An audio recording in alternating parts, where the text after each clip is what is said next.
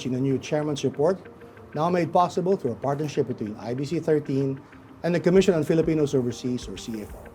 I'm 𝐂𝐡𝐚𝐢𝐫𝐬𝐿, your host and chairperson of the CFO. For background, the CFO is a government agency under the Office of the President that looks after the interests of permanent and long-term migrants. That role is distinct from other migrants serving government offices, like the Department of Migrant Workers, which looks out for short-term migrants, primarily our OFWs, or Overseas Filipino Workers. Our guest tonight is Tristan Ashley Burnett. She's the Chief of Mission of the International Office for Migration, or IOM, which is part of the United Nations system. The IOM stands as the leading intergovernmental organization in the field of migration. IOM explains that its work focuses on 4 broad areas of migration management: migration and development, facilitating migration, regulating migration, and addressing forced migration. That office's cross-cutting activities include the promotion of international migration law, policy debate and guidance, protection of migrants' rights, migration, health, and the gender dimension of migration. In a while, we will take a deeper dive into the work that IOM does here in the Philippines. But the focal point of our discussion will be about diaspora engagement, how Filipinos overseas are contributing or can give more to economic development and other national priorities. We will also ask about global migration trends that affect that. Our guest tonight is the go-to person for the discussion. Prior to her posting in the Philippines, Ms. Burnett was the Deputy Director of the Department of Operations and Emergencies at IOM headquarters. Before Manila, she was assigned to Washington, D.C., Afghanistan, Indonesia, and Switzerland. Tristan Burnett, welcome to the show. Thank you. It's my pleasure. So tell us, what does IOM do, and what are your concerns here in the country? Well, IOM is the UN Migration Agency, of which the Philippines is a member state, actually one of the first member states back in the late 70s. And we are here to promote humane and orderly migration and to assist governments, including our member states and migrants, navigate the complex challenges of today's migration. And what we really want to see is that migration is a choice and not a necessity. Precisely what the president says. But I did an introduction a little while, but we were talking that your work here is actually much broader than that. It is. Yeah. It is. So 3 of our main strategic goals that our member states would like us to see working on is one, what we call saving lives and protecting people on the move. Okay. The second is preventing displacement and finding longer-term solutions to displacement. And the third is really carving out regular and safe migration pathways. So of course, in the Philippines context, where Sure. migration is such a huge part of this culture and of this country's history, but also looking at it sitting within being the recipient of one of the biggest impacts of climate change and disasters, the intersection between climate and mobility, human mobility, so people's decision to move or their necessity to move is really impacted by climate change, including displacement. So in the Philippines, we are involved in humanitarian response and efforts to really build the resiliency of communities so that they don't have to move, because part of this is making sure that actually the choice to stay is equally important to this choice to actually go. We work with many different departments within the government here on safe and regular migration pathways, including fair and ethical recruitment Sure. practices for recruitment agencies, for supply chain, working with the Department of Foreign Affairs, working with the Department of Migrant Workers, and of course CFO, Right. because of the engagement of diaspora across the board. And then, of course, we also work to promote some of the peace gains in the BARM as an effort to contribute to peace and to prevent further displacement and look at longer-term solutions for the people that are impacted by conflict. Yeah, I think this exchange is going to be very educational to a number of people. When you refer to displaced people, does your office look at refugees also, or I'm not? This is a stupid question actually, because I'm trying to understand, right? So when we talk about migration, it's not.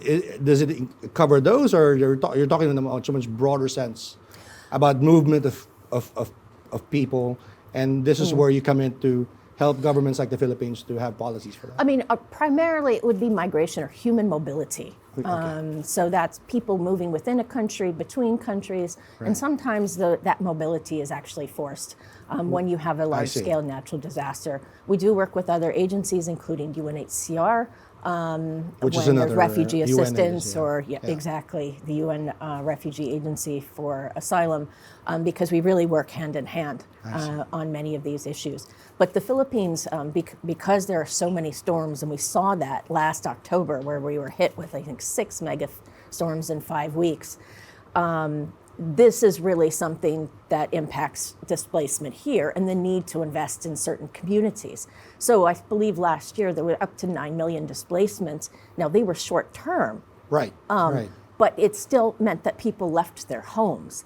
And so the importance of making sure that those communities are resilient and actually helping those that have been impacted after a storm, whether it's their shelter, building resilient or weatherproof shelters, this is really important, and it has to do with the bigger spectrum of people on the move.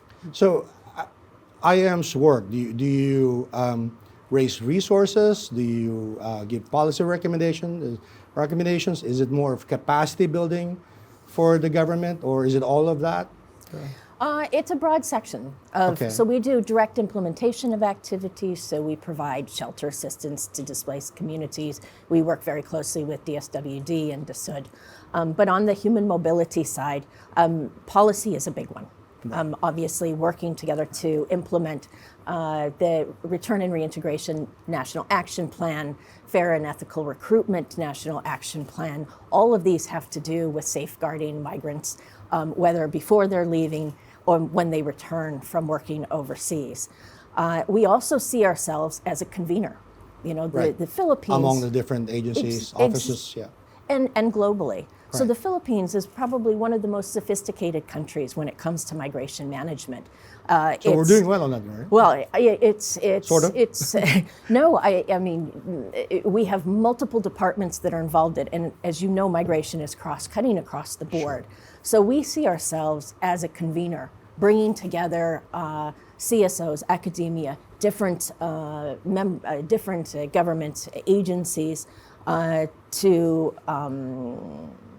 to fine-tune policies, and more importantly, help with implementing those policies, operationalizing them, so that people actually feel the impact at the ground level. Right.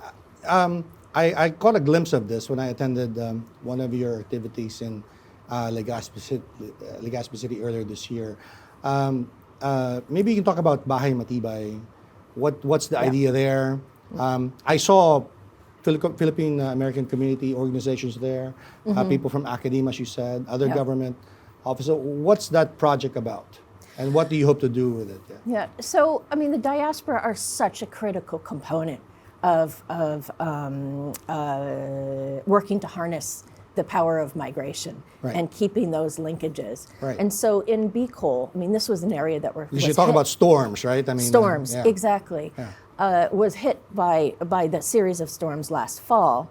And so what we were looking at is innovative ways to tap into the diaspora because the will is there. The diaspora groups are united, but how to actually link them not just with their families, but with their communities of origin to build the community resilience. And so particularly in 𝐂𝐡𝐚𝐢𝐫𝐽, what we were looking at were communities that were impacted by these big storms and to help link them with microfinance institutions so that the diaspora would be part of that rebuilding, so that people could rebuild their shelters or retrofit their homes so that they're more resistant to extreme weather patterns. And so it's creating that linkage between the two, and so they're actively helping with their communities to recover from these storms and prevent further displacement. So what do you hope to happen there? Do you have maybe have a proof of concept that now maybe other Filipino communities from elsewhere can look at and say, oh, this is how it's supposed to be done? Is that the idea? Or? Well, I think more broadly, we want to make sure that we have a bigger system in place. I see. How we can actually influence diaspora, work with the Philippine government so that they're contributing in a way that's well thought out and planned and meeting the needs of the government and local government units so that we can harness that rather than it being more of a scattered approach, because a fragmented approach, exactly, because the will is there. People want to engage. They're committed, but it's making sure that they're actually doing it in a way that makes sense for the first responders on the ground and the population on the ground. Very quickly, can you talk about BARM? You mentioned it a while ago. What are your priorities there? What do you hope to contribute? So in the BARM, we have been involved for quite a while to support the peace building efforts, because long-standing impact of conflict obviously is a driver of migration, and maybe I would say a lesser healthy migration. So it's more of a necessity rather than a choice. So what we want to do is we want to reinforce those peace gains, working with reintegration, making sure that particularly vulnerable communities, including women, including indigenous populations, including displaced persons, that their needs are actually incorporated into some of these discussions in terms of the peace gains and implementing all of the peace agreement. So part of that is actually working on supporting the healthcare system, because access to healthcare services is something that resonates with people. The decision to migrate is not only about money, it's also about getting the resources to access certain services. So our goal is to really support those processes, but also keeping in mind that the BARM is a huge producer of overseas foreign workers. Right?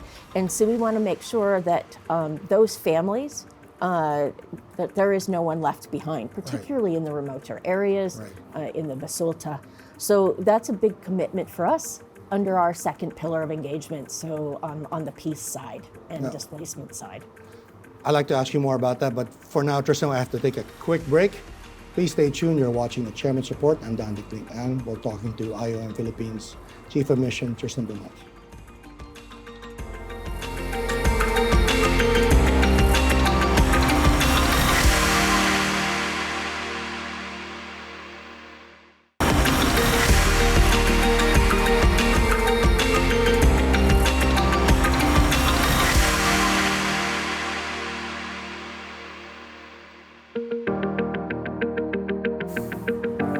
Welcome back to the Chairman's Report. I'm 𝐷𝐞𝐻𝐿, and we're talking to IOM Philippines Chief of Mission, Tristan Burnett. Can we take a step back for a minute? You know, we talked about 𝐵ICOL and BARM, but maybe on a broader level, can you talk about diaspora engagement? Because it's obviously something important to IOM Philippines, and it's important to us at CFO. And sometimes what frustrates us at CFO is when we hear our colleagues in government just not appreciating the diaspora, because the mindset of some, and not all, is that once the Filipinos leave the country, then they have this nice lives abroad and they forget about home, which is obviously not the case. The remittance is part of that, but it's actually much broader than that. But maybe can we start with what's your view on what is diaspora engagement? And then why does it matter? You know, I love this question. Okay. The diaspora plays such a key role. I mean, first and foremost, they do not forget about where they are from. There are so many different groups out there that are very united amongst themselves and want to actually contribute and be systematically engaged. IOM does that on a regular basis on a wide variety of issues because they have such a powerful voice. We know about the remittances. They're contributing to development. Obviously, $38 billion is a massive 10% of money. GDP. It's quite a bit, So it is, you know, it's contributing to poverty eradication, to education across the board. But I think what people don't necessarily see is the skills transfer, the innovation, the investment, the cultural elements, and I would say they're a bridge between societies. I mean, this is soft multilateralism. And so making sure that we're actually influencing how they can better do that, because they are making the decisions to hire, to invest in certain education sectors. So they're contributing across the board. Well beyond just the remittance flow, but also skills labor. Right. So Yeah, the Department of Foreign Affairs came up with this soft power roadmap. I'm not sure how familiar you are with that document, but it does touch on, tapping Filipinos overseas. Are we on the right track there? And related to that, IOM recently came up with this draft paper, which I think you're still working on the final version, right? And one of the recommendations there was to bring back a chapter in the Philippine Medium-Term Development Plan focused primarily on diaspora engagement. Can you talk about what you want to happen there? And, well, first, is the soft power roadmap on the same track as what we're talking about? Does that relate? And then maybe on the economic development part, why do we need that focus on the diaspora? Well, I think that there are many different entities that are involved within the governments of the Philippines and communicating with the diaspora across the board. So, Department of Migrant Workers, Department of Foreign Affairs, your institution, OWA, et cetera, across the board. But we still don't have a policy or kind of a broader framework that actually articulates some of those big goals in a way that really kind of links where we want to see diasporas feeding into the Sustainable Development Goals and some of these bigger development aspirations of the Philippine government across the board. So I think, our recommendation is to develop a framework to bring all that together. And as I mentioned earlier, our convening role. And so what we were trying to do is bring together different segments, different experts and stakeholders on what would such a framework entail. Right. For the Philippine Development Plan, which really lays out all of the benchmarks for the Philippine government and of course which the UN system is aligned with. So all of our development work are aligned with that. Migration is central to that. Migration feeds into almost every sustainable development goal across the board, whether it's poverty alleviation, safe work, gender equality, climate, education, universal health care. Right. So it's important that migration is integrated into the development planning, so not just to safeguard the well-being of migrants themselves, but also to make sure that migrants' contributions are reflected towards those goals. Now, besides that integration across all of the different sectors, it also is helpful to see a dedicated chapter so that actually is not lost. So the power of migration, the contribution of migrants is front and center towards when people are looking at the development goals. But that doesn't mean it shouldn't be systematically integrated throughout the other sectoral responses in terms of the development plan.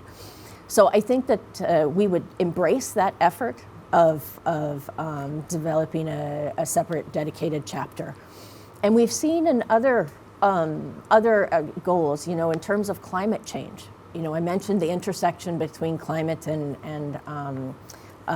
human mobility. The National Adaptation Plan on Climate Change here has a chapter on migration and displacement. Really? Because it's impossible to separate the two when climate is impacting people's decisions whether or not to move, particularly those in the agricultural sector or aquaculture sector, because their livelihoods are being impacted. So looking at how this influences people's decision and looking at the impact on the economy should influence how we direct our resources as a broader community. But going back to your original point, though, having a dedicated chapter really keeps that front and center. Well, I'm a bit distracted because, I'm reminded of the things that we need to, or that we're doing at the CFO. And one of the things that we've talked about is to come up with a migration roadmap. Honestly, there hasn't been one. So maybe that's something that we can work together on. And one of the things that's part of that we've discussed is similar to what you said earlier, that really the contributions really go beyond just the remittances. There's so many other dimensions of it. We're going to be releasing a report soon, and we'll send it to you. And the title of that report basically is Beyond Remittances. And interestingly, in your draft framework paper, you're talking about entrepreneurial capacity building, trade. Can you talk about that? I mean, because this is not something that many Filipinos talk about when they talk about diaspora engagement. I mean, because they think about mainly about the remittances, right? And which is substantial, as you said. But there's this other dimension that maybe they can contribute to entrepreneurship, or maybe knowledge about entrepreneurship and maybe trade. Can you talk about those? Or? Well, members of the diaspora are definitely contributing to human capital capacity. They're investors, they're innovators, they are influencing some of the decisions on the ground. The knowledge exchange, so what we're seeing, like in some countries, I'll take for instance Somalia, even though Somalia is much different from the Philippine context, of course. But they do have a national policy on diaspora, and that includes actually bringing back qualified and skilled Somali nationals to contribute to the public and private sectors and institution building. So they're bringing back that highly skilled labor to make sure that that skills development is directly impacting the national government and the subnational governments and the private sector. So again, the context is very different, but the goals, I think, could resonate very much so. Right. India, Fiji, they also have diaspora frameworks which really focus on knowledge building, knowledge sharing, reinvesting in local communities that goes beyond the financial side, but it's the ideas, right? It's the engagement, it's the support, and keeping those linkages between nationals who might be overseas with their home communities and the development of their respective countries. And that's very interesting. We just signed an MOU with the 𝐂𝐡𝐚𝐢𝐫𝐬𝐬 organization of 𝐂𝐡𝐚𝐢𝐫𝐬𝐬 𝐂𝐡𝐚𝐢𝐫𝐬, and this is one of the things that we're talking about, because they're trying to encourage Filipinos to be more entrepreneurial. And one of the things that maybe hasn't been talked about much is to convince the Filipinos overseas to also be entrepreneurial, and maybe to tap the entrepreneurs abroad to mentor the Filipinos back here at home. But going back to your project in 𝐵ICOL and BARM, have you started on these things that we're talking about? Are there maybe some pilots that you've started, or maybe your partners have started, to transfer that entrepreneurial mindset, that technical knowledge back to either 𝐵ICOL or to BARM? I know when we met in your team in 𝐵ICOL, there were some people there from the NAFA organization and others. As you said, there's so much willingness out there, but maybe talk about some specific things that are already happening that maybe we should all know about and try to replicate elsewhere. Yeah. So exactly. So up in Legazpi, we do have this project linking the diaspora with climate resilience initiatives. And so we'll be having a knowledge exchange. It's a pilot initiative that was implemented immediately after the storms. So we're actually bringing together different segments of IOM and other stakeholders next week up in Legazpi to discuss actually what works, what could be replicated, what could be replicated in other parts of the Philippines, but also other countries. Because a lot of the work that's being done in the Philippines actually is being looked at as a model. Because there's so much migration. 1 in 10 Filipinos are migrants. 4% of the international migrants globally, or 4% of the global population are international migrants. And so there is a lot of expertise. You have a huge diaspora out there. But so specifically in 𝐵ICOL, we want to see what will come out of this. How can we use them, particularly on the climate issue, because that's another issue that's impacting the Philippines. So we're kind of marrying, right, the migration side, the human mobility side, harnessing diaspora on a contemporary issue that's impacting the Philippines, which is climate. So we triangulate that. It would be good to see what we could do in the BARM. We are looking at, obviously, some of the drivers there. There's so many moving parts in that. There are so many, looking at the intersection between climate conflict and human mobility in the BARM.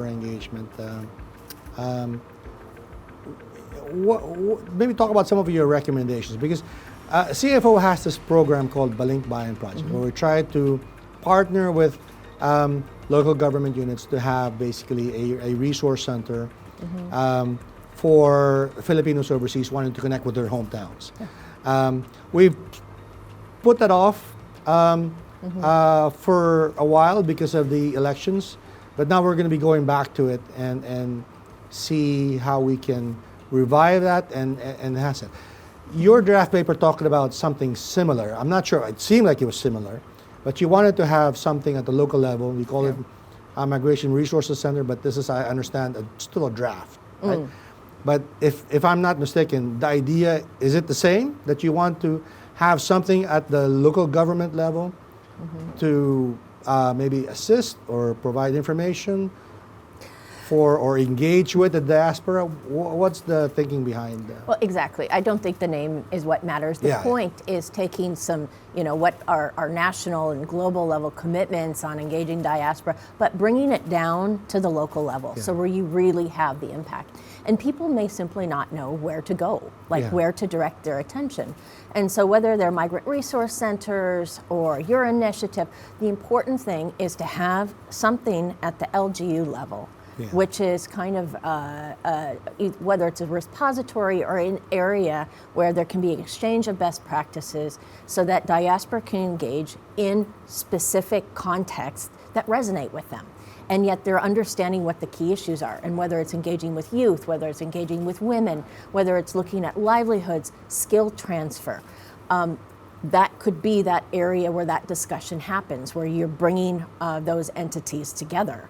And the Philippines supports the Dublin Declaration, which established the Global Diaspora Policy Alliance. And that's really an aspiration, is making sure we set up the mechanisms where that cross-fertilization, that matching can happen between the diaspora and your local community leaders and local communities to make a difference, to resonate on the ground. You used an interesting term. You said it's an aspiration. When I was growing up, when people talk about migration, the term that I kept on hearing was brain drain, right? That migration in the Philippine context was a drain on our society, because the idea being that the skilled workers, the best and the brightest, go abroad, right? Because they cannot find opportunities here at home. And as you said, the goal of IOM and the goal of the Marcos government is really to make migration a choice. But is there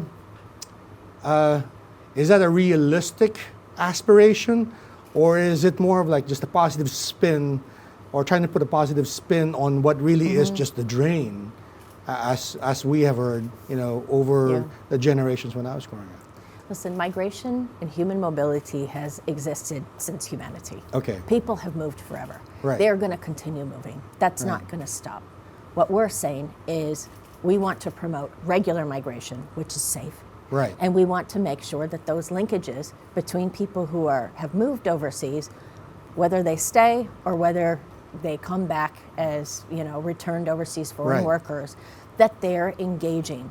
So, we won't go into the remittance issue, but what does that money actually go into? It goes into education, getting their kids into higher education, continuing those rates, feeding into infrastructure, but also some of that mentorship, right? As well as safe migration messages. So, there is kind of a rite of passage. I think there's a lot of different reasons why people move. It's so embedded within the Philippine culture. But we want to make sure that it's safe and that the skills are coming back to the Philippines, right? We're looking at it in a more balanced approach, and that there is a venue for which Filipinos who are overseas can actually constructively engage with those home communities and benefit those in terms of, of hiring, skills transfer, et cetera. I mentioned the soft multilateralism. There are so many different elements of this to talk about, and I think a lot of potential. So going back to your point, I don't think it's just a spin. I think it's something that it's doable. We need to make happen. Okay. Because people will move regardless. Right.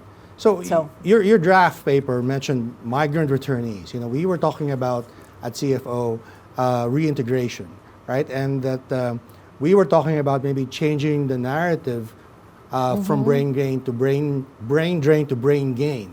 Is that something that you think is doable? I mean, it's not the pie in the sky aspiration, right? That there are actual models or evidence that this can be implemented.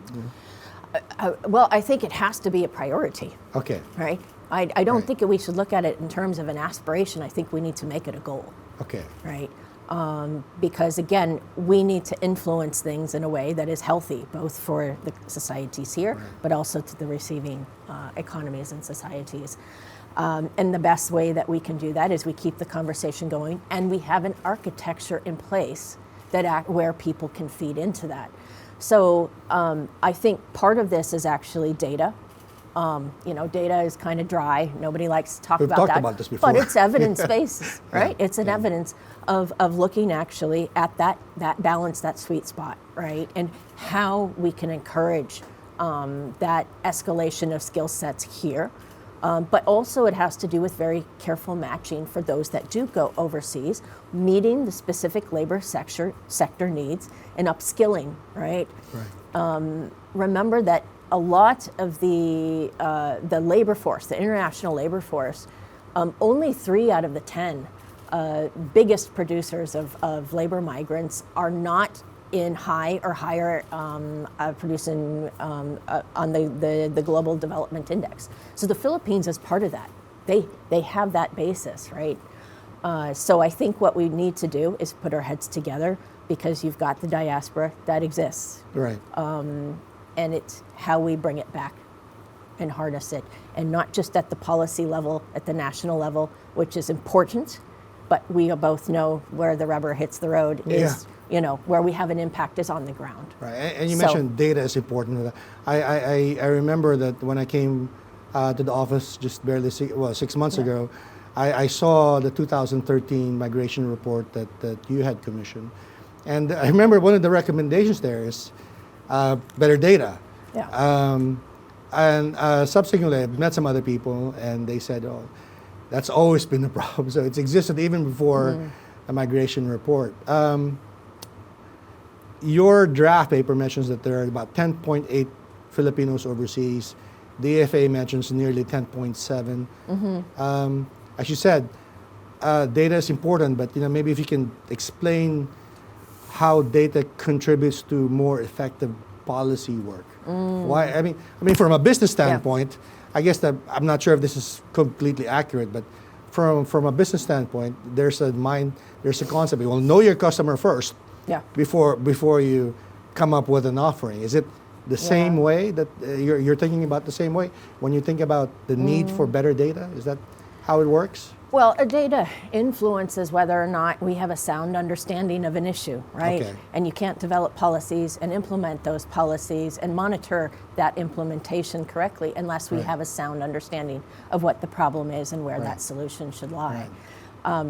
You know, most of the migration is regular. So, meaning that when people go to another country, they go with a visa, they go with funding, Right. they go with a plan, whether Right. it's for work, whether it's for reuniting with families. Right. And that contributes to the Philippines, and that contributes to the receiving country. We also have irregular migration Sure. flows. And globally, you know, those are people that are at higher risk of being trafficked, of getting Right. human rights abuses by smugglers, Right. and frankly, perishing during the journey. And these are the types of people who are the most vulnerable and actually need to have access to services, because what they're seeking is stability, either from, it could be driven from conflict or from disasters. They're seeking stability. So our main goal is to make sure that we're creating a system where there's regular migration, but also we're addressing some of those drivers, right, that might be pushing people to make those unhealthy choices and could be putting their lives at risk. And in some parts of the Philippines, that's the truth. It still resonates. So I think we do have some areas that we still need to work on, but data helps us understand what that phenomenon is and where we need to put our resources, because we don't want people getting hurt. Right. And resources are finite. So where do you actually funnel that? What is the most appropriate? So I keep mentioning drivers, but you know, that's where we talk about development, right? Sure. If you have an area that's high hit by disasters, or a poverty, high poverty area, injection of development funding, livelihood skills building may actually decrease that kind of forced migration. Right. Same time, opening up regular pathways in a balanced way can also negate that. But we don't know how to do this, and we don't have the information. Yeah.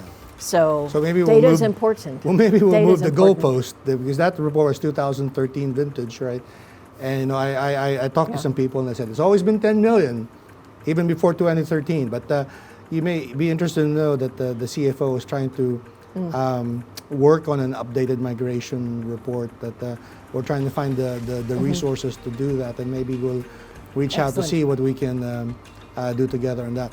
We'll just have to take another quick break, Tristan. We'll be right back with the chairman's report. Please stay tuned.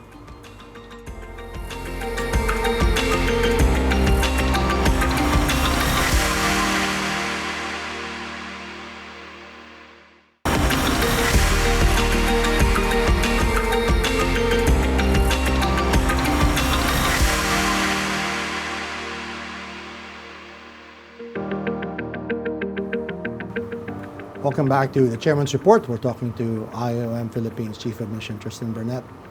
You know, we've been talking a lot about the Philippines, but maybe we can talk about something broader now. I mean, just the global trends on migration.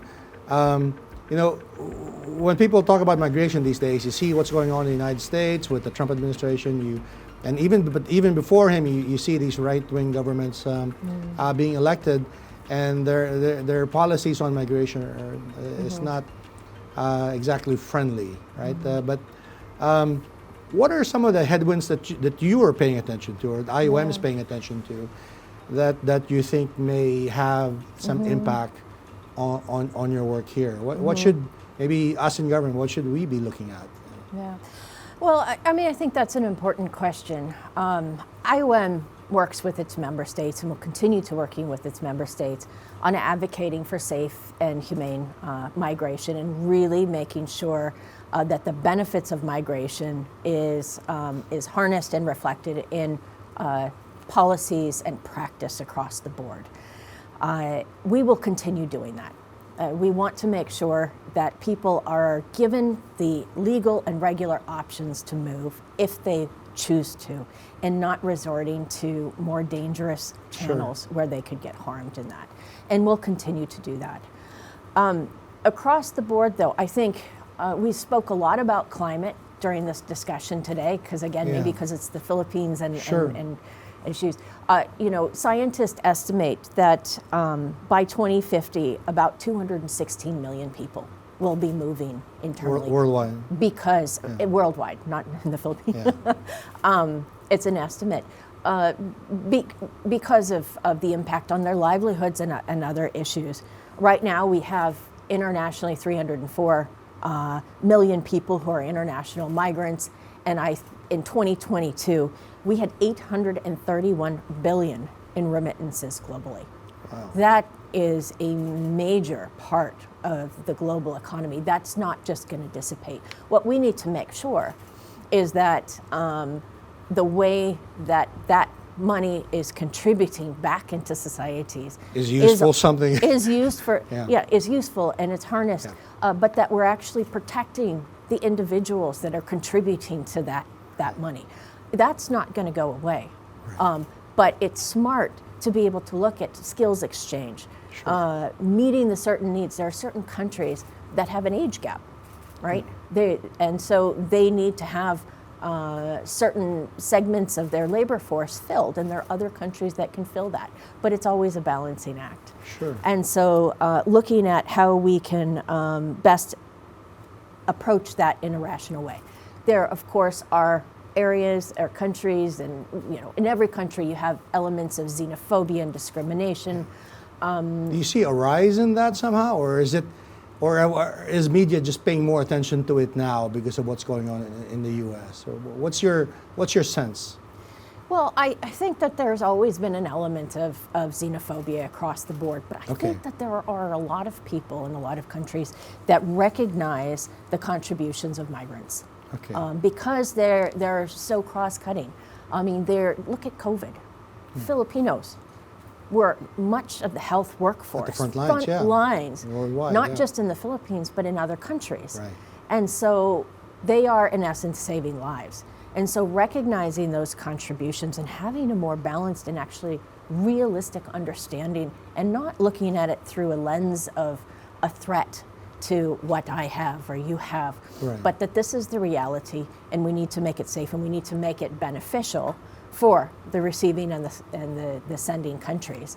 And I think the vast majority of people recognize that. And I think maybe that's not being amplified. So I think we both have a role to play in really shining the light on those communities, those contributions, but also making it easier for that positive impact of migration to be seen by the world.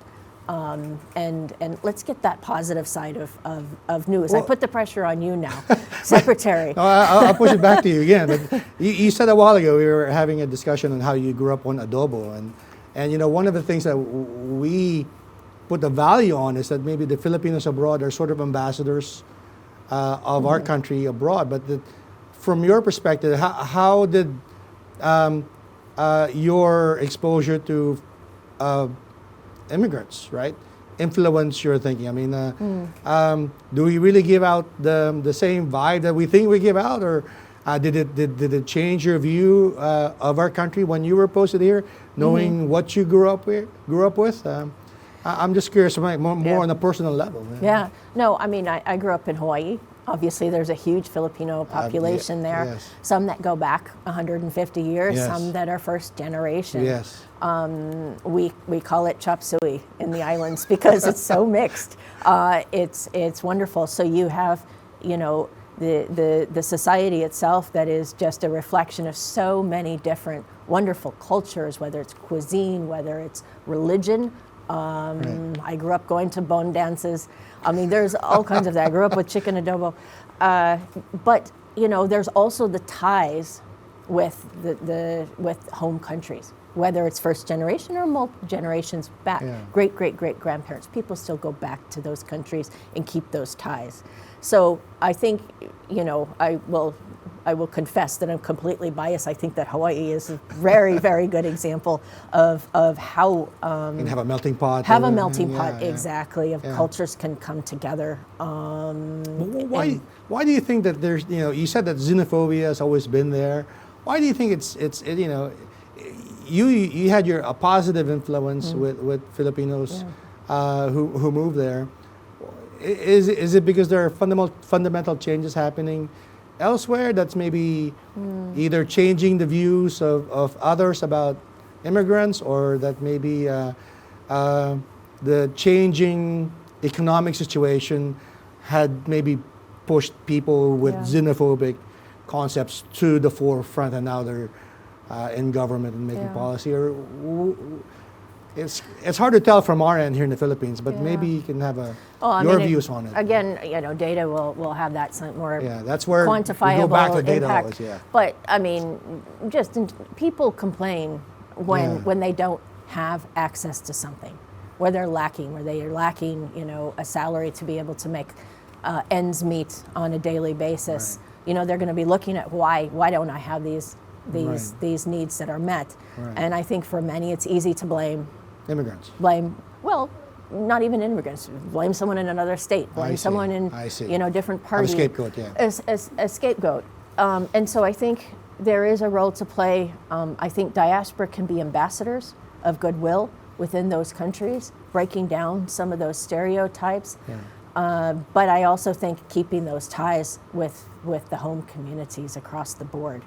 I think we have a lot of work to do. I think that there's a lot of need in the world right now.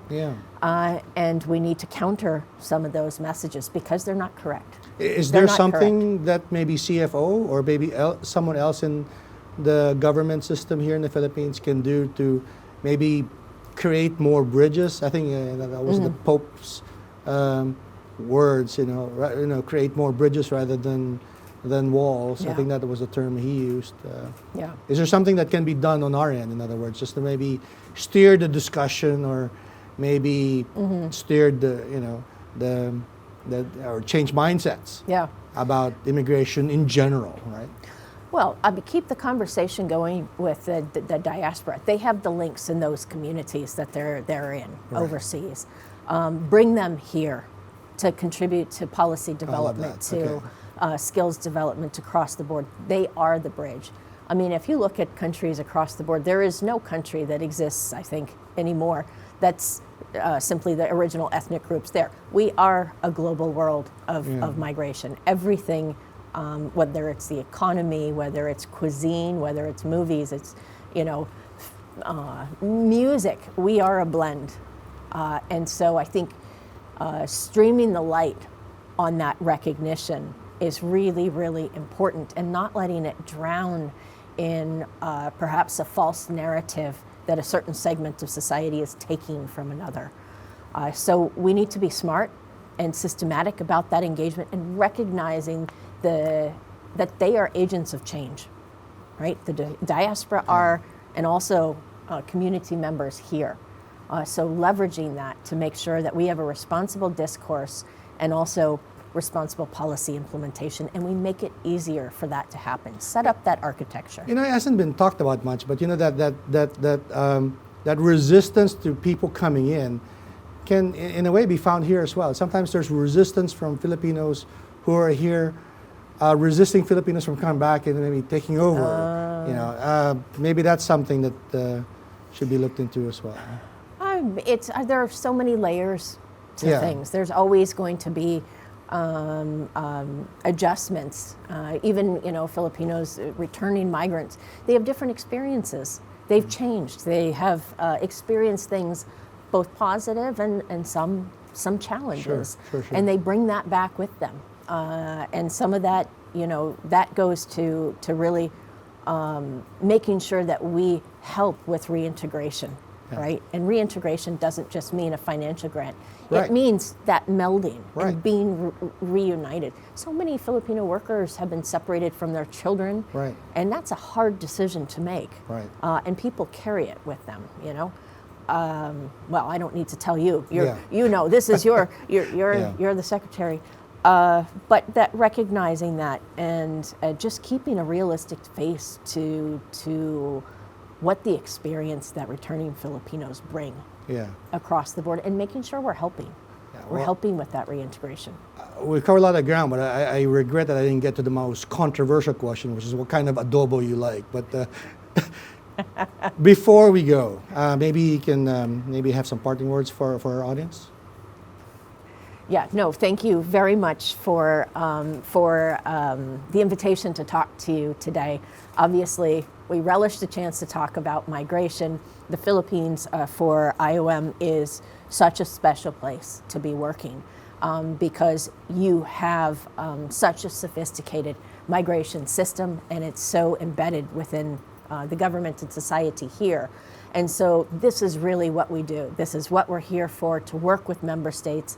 The Philippines is a powerful member state, and we want to make sure that we're helping the government and the people here really navigate those complex challenges, because the world is changing constantly. For those of you at home who are interested in learning about IOM, you can look at the website, www.iom.int.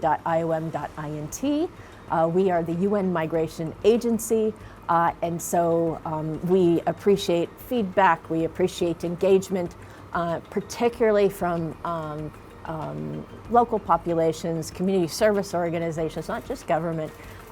You guys are at the forefront, you're on the ground, you guys are the ones making the decisions.